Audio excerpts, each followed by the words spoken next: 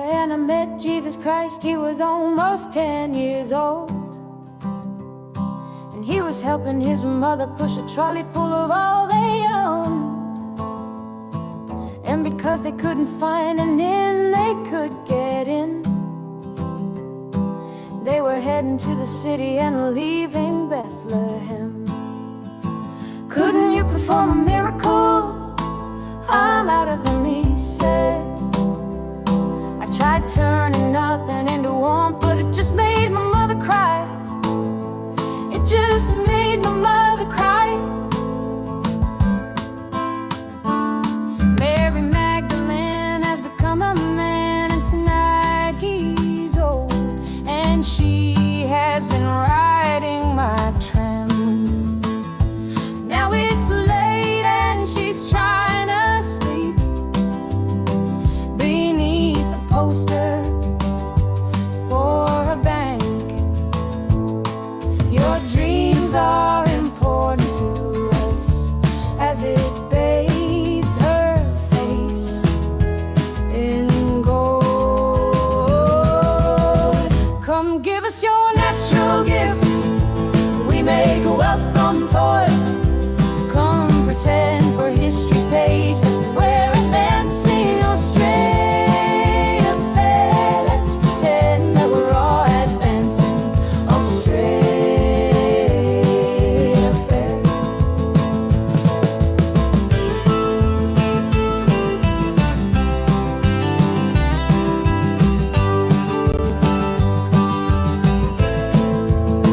Back down the road I found the church we built on the black man's bones was empty, and out the front a sign read all but sold. A sign read all but sold.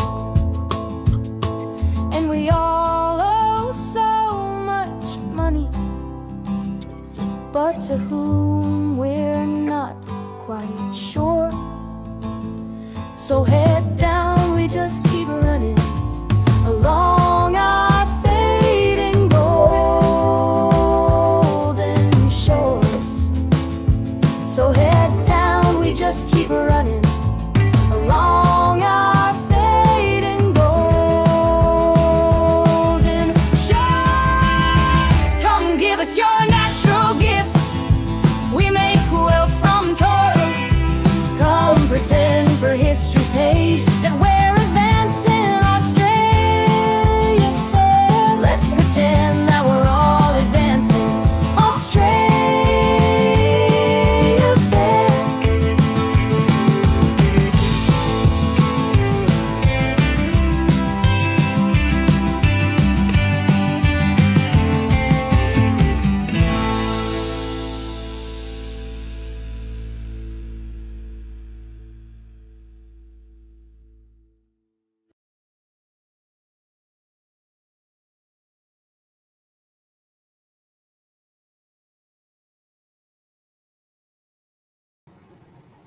Okay.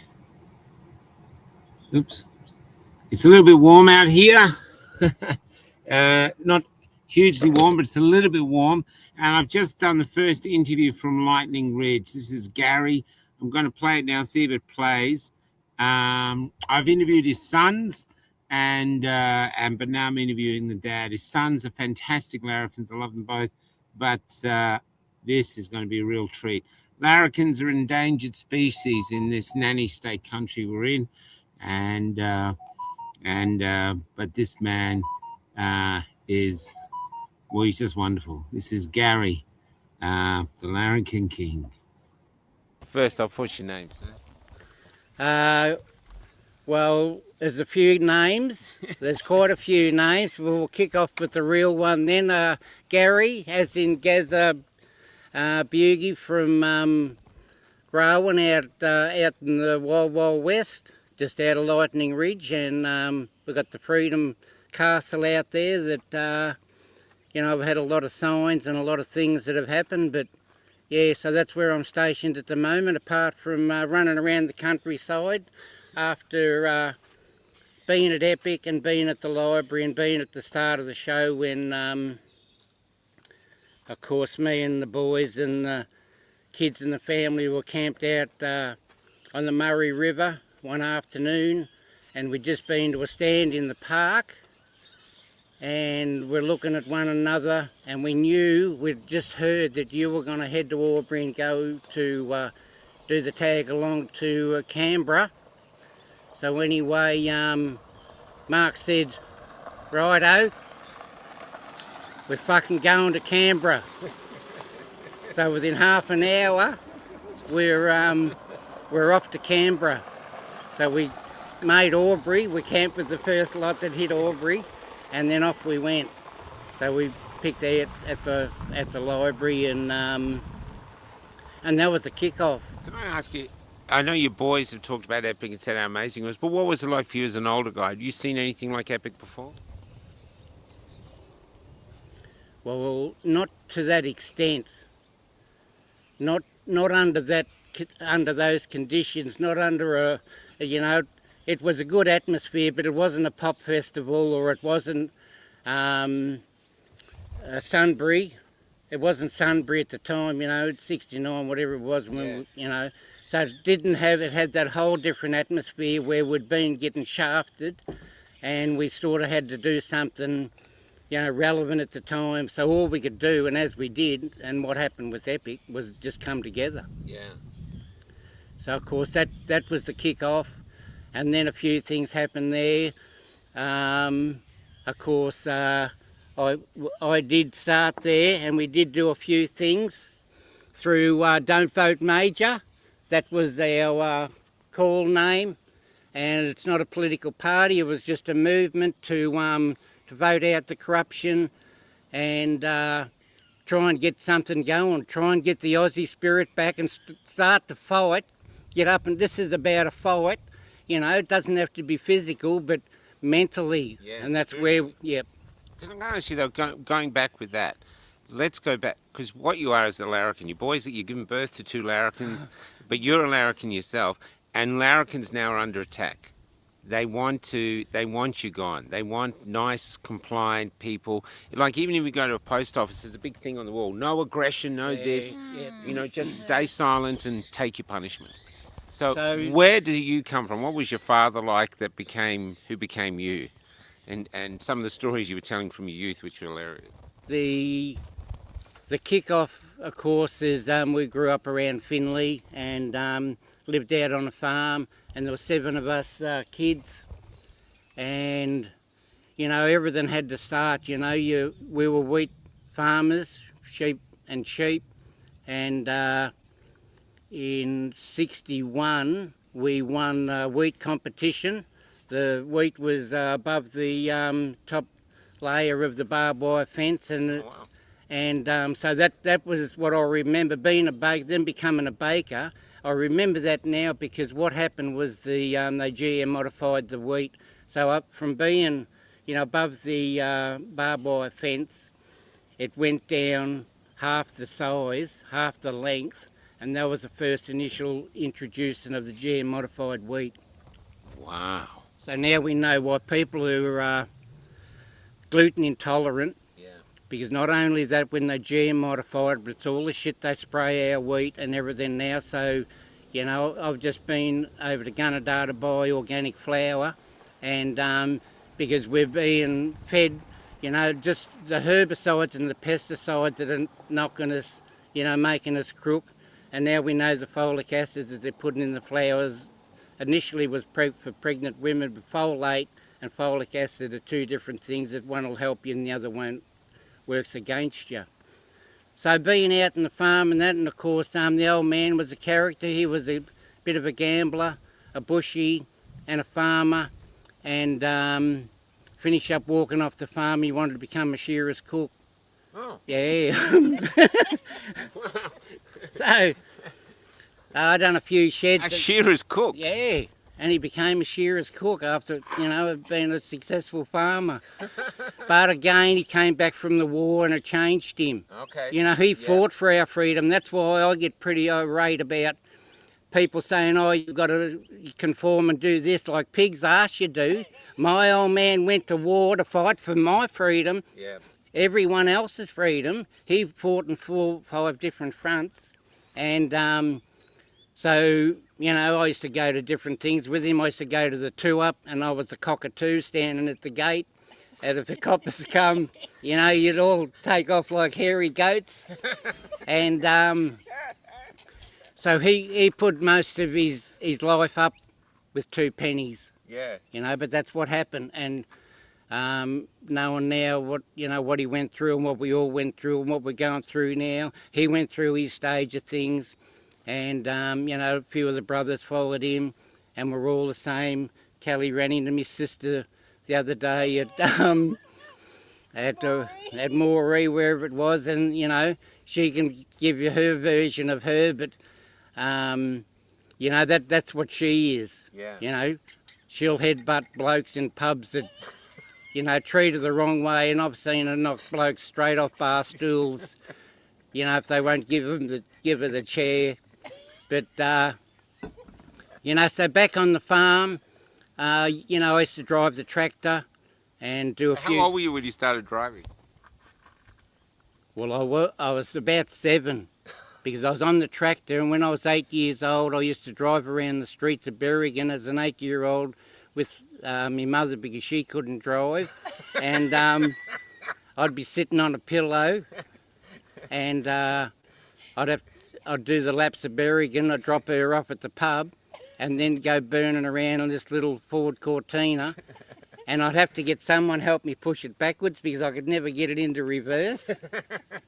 But yeah, it went on, you know, from there, different things that happened, and moved to Shepparton and went to school there. Well, I didn't actually go to school much because it wasn't my cup of tea. Yeah. You know, when I was a kid back on the farm, you know, I was a bird nester. I could climb every tree, and I had over 200 birds, different bird eggs. Wow. So you collected them? Yeah. So, you know, there was no TV, there was nothing, no electronic shit. You know, if you wanted to go to town, you had to walk 9 miles, which I did. And every now and then my mate would come down on a BSA Bantam motorbike, a 125, and pick me up and would go bird nesting, and I'd climb all these trees. I only ever fell out of one. So, but that doesn't, you know, make any difference. Did you break anything? Not really, just probably a lot of spirit and a lot of, you know, to fall out of a tree. But of course then moved to Shepparton and went to school again there, and then I became a baker. I started work at Higgins Bakery, and Baker Boy makes better bread and you can taste the difference. And I started in 1969 at Higgins Bakery in Shepparton, and I started there. My first day was the last day of the horse and cart. Wow! Yep. So what, they outlawed them, or what happened? No, they just run their race, you know. I don't know if how many horses' name was Trigger, but then the milky had horses, the bakery had horses, delivered all the bread with the horse and cart. And of course cars come in there, brought a fleet of, you know, Bedfords or something, and so off it ran. So I became a baker, then I became a pastry Can cook. I ask, when you were a baker, what were your hours? What time would you start and work to? All night. So you'd start probably at 9 in the evening, or midnight, or when? 8, yeah, 7, 8. Yeah. And then went through all night. And done that 6 days a week.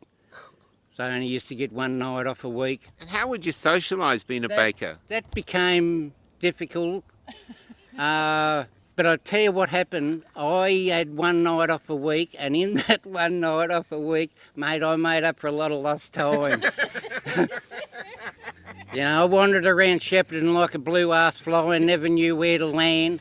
But when I did, I every now and then would make me notice felt, but I would be either Molly the monk or like that blue-ass fly.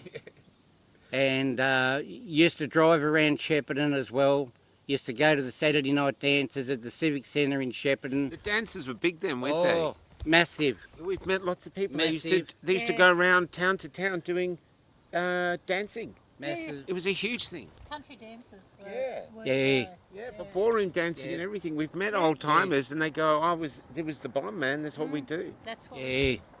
No, I used to drive around then, bit underage, and didn't, bit like today, the laws and that come out didn't bother me too much back then. I used to drive around an old FC Falcon and see if I could get around the corner of the Civic Centre on 2 wheels. And normally have a couple of bottles planted under the tree out the front, and went in and done a few moves, you know. And still love doing that today. So, you know, the things that happened, and of course went through, and of course then got married and settled down, and then had the boys and my beautiful daughter still up at Darwin, Chewy, and so, you know, we're off and running. But, you know, I stood in there and done the hard yards, done the bacon for, you know, 40 years, and brought up the boys and just done the tumble, you know. But that's what happened. So But can I ask you, from your perspective, the filter of your experience, how have you seen Australian change and Australians change from when you were young to how they are now? So what happened back in those days, there was, of course, less... Surveillance? Yeah, definitely that. Even the pubs and the coppers and that, you know, they weren't that bad. They definitely used to tell me to piss off. Some would actually give me a ride home. And but it was policed itself as well. Like if there was a bloke going off too much in the pub, he'd be pulled up and he'd be either hurled out or knocked out. So there was a few options, and whatever takes your fancy at the time. If you think you're pretty good, well, you'd get knocked out.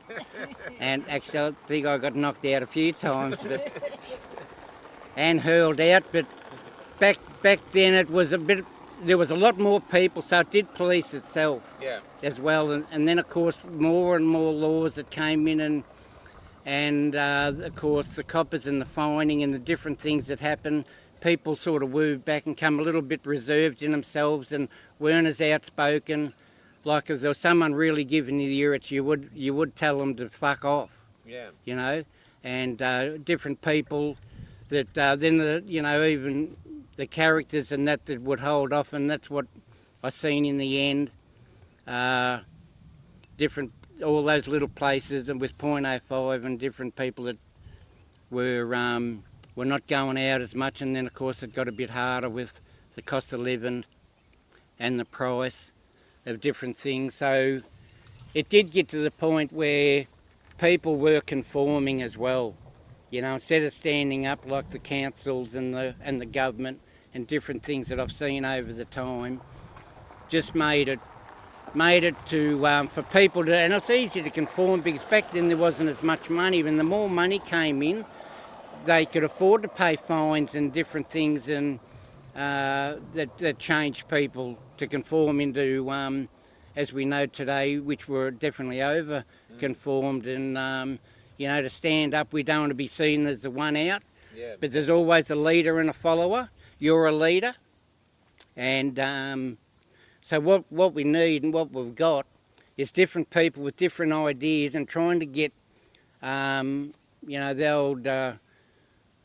the old sheep farmer analogy where one sheep will follow, but some of those sheep, you know, you could whack them in the guts or shear them, you know, pluck them, and, you know, that's a good story the boys will love to hear, because I was an old sheep plucker. What's up, sheep?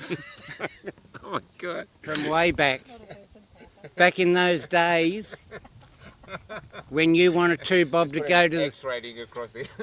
when you wanted 2 bob to go to the show, you know, I used to go wheat bag sowing and cut Bathurst spurs and thistles and get 2 bob for a wool bag full. And back then, wool was a good price, so I used to go out and pluck dead sheep, you know, and take it in and sell it for money for the show. Yeah. And go wheat bag sowing. different things like that you did back in those days. Just to make a bit of extra quid. Yeah, well, you had nothing. I remember finding my first sixpence at the Finley railway station, and What, someone had dropped it? yeah, so, but of course we get to the point where we are now, and there's a lot of us, you included, that are trying to be the front runner and try to get a bit of a tag along going like the camel trail. And so we're out there doing it. Like, I've just come back from Darwin again with the boys, and you know, we're like bees to the honey pot. Well, whatever's going on, you know, I'll go down to Cobram and be on the Murray, and then they got the shindig going. They got the base camp going up in Dundee at the moment. Yeah. And so I just spent 12 months up there. You know, they give me the top job as the top caretaker, bullshitter, welcomer, and loved it for the last 12 months up there. Yeah. With the daughter and the grandkids, and doing it out at Dundee. You know, done dirt cheap. Yeah. So And they were saying there, when you buy a property, you own it. You own the soil beneath everything. That's right, yeah, because the council, back in the day, the brothers didn't want that land because it was mud, and they sort of didn't give it the tick of approval, so no one wanted it. And then the town developed, and it's good to see different people that get on the reserve committee that will keep that going like that and stop the government getting in there and changing everything, and changing the way of living. That's why we live out at Garry. You know, what we've got out here is our own little dunghill that we sit on. But I'm standing there with the flag. When this bullshit with COVID started, I stood there with me flag and me jukebox, and you know, got the copper's ring on me, and wasn't allowed in the shop. Wow. I never wore a mask, and of course I never got vaccinated, and I stood tall. But I had to get me balls out of me pocket and run with it, and walked around and there's no streets out there. There are only mining claims, and with me pulling me trolley with me, singing me songs, all me freedom songs, and me carrying me Australian flag, and there he is, you know, the peanut city limits. But I loved it. I love being called whatever you want to call me, because I've got thick skin. Well, that's an interesting You thing. know? Do you think in order to be a larrikin, a part of you does not have to give a shit what other people think of you? And that's the prison a lot of people are living in. They're terrified of what someone will think of them, and so they modify their behaviour to sort of try appease people who are probably not thinking of them at all. No, that's right. So, and of course we've lost that thick skin. Yeah. You know, that bit of, if you get into just a conversation, turns into an argument, you know, you're just pointing your opinion on someone, and whether it's right or not, but you can work it out and go along with, you know, what we're hearing at the moment. We've all got a, you know, different opinion, and it's all coming out and it's all working to the respect that you're entitled to it, and I do. So we're all, but now we've got too many opinions. We've got to try and get back to, stop that thick skin and say, righto, we'll go in and have a crack, and we don't want to be over-led. What do you think about all this digital ID, this more control coming in? Mate, we never had nothing back then in those days. As I said, you know, we went digital ID, and now we've just driven, you know, we're out at Lightning Ridge way out west where the rain don't fall, and we've got a job digging opal, and we've just driven past 2 digital identity cameras that reckon they're just car counters. Yeah, we saw those coming in. So that's where we're at. So they know exactly where what you're doing and everything else. You know, we pulled the sun visor down and give them the bird, and you know, told them to go. No, another killer does that. Yeah, you know, I told them to go and plat their shit, because that's where the over control and the corruption that we're seeing is. It's everywhere. Yeah. But all of those Aussies out there, I know you're out there, and you've had a crack, and you can still do it.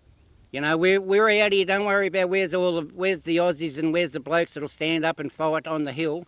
Well, they're out here.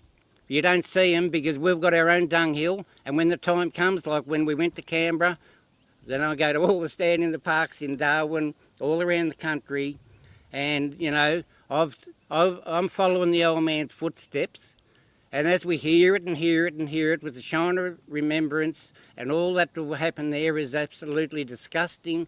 That we're here ready to stand up and do our bit, and whatever eventuates from that, we will take it with us. We will go shoulder to shoulder, and there will be, because it's good to have the spirit and that people out like Michael and Cal are out on the road doing it, ballsy, gutsy, never ending, and there's always something to fall back on to see what other people are doing. So I'm prepared to do my bit, and I've always done it, and the boys have done it, and we're out there to do it. We're encouraging other people to do it, even though we've gone through the shit show of, you know, don't vote major and don't. We all know it's corrupt and everything else, but we wanted to have our vote and have your say, so that way whatever eventuates from that, we'll hopefully, and we're all in. It's maybe our problem. We're all hoping. The problem is with hoping and wishing. If you wish in one hand and shit in the other, you know which one's going to fill up first. So all the best, brothers. Stay tall, stay strong, and just get up there. Roger that. He lives out of town in a castle apparently, so we just got to do some work on the bus just to check that something's okay, and then we'll go out and we'll interview him. I've got another interview that I've already done. There might be another one coming too. So, but Garry, his son should be proud. Garry was absolutely a gift from the gods today. See you later.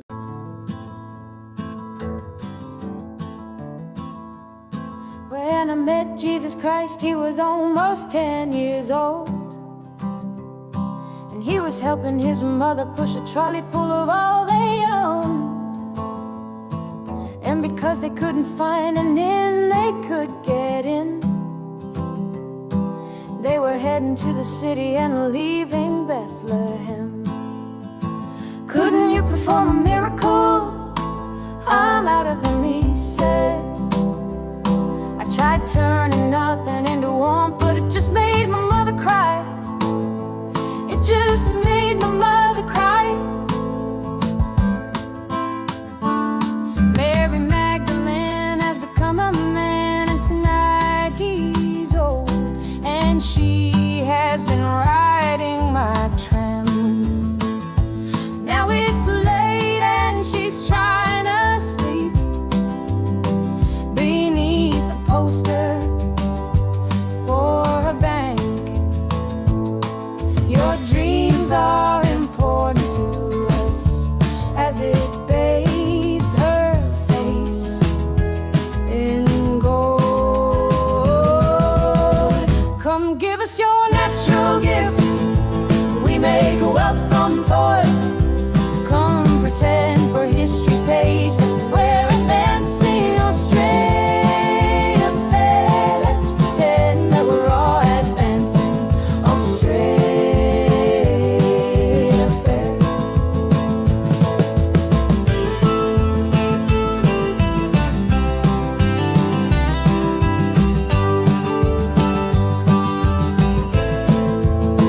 Back down the road I found the church we built on the black man's bones was empty, and out the front a sign read all but sold.